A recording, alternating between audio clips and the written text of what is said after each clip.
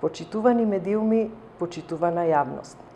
Трет ден од учебната година, а родителите на децата со потешкоти се повеќе се гневни затоа што и денес нема образовни асистенти.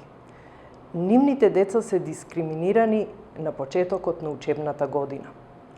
Наместо во училишните клупи седат дома, бидејќи Министерката за образование Весна Јаневска не ја заврши постапката за вработување на образовните асистенти. Родителите се во агонија. Како да ги организираат секојдневните обврски, бидејќи нивните деца не може да следат настава, а Министерката, наместо да покаже разбирање и емпатија, ја лаже јавноста дека проблемот ќе биде решен деновиве.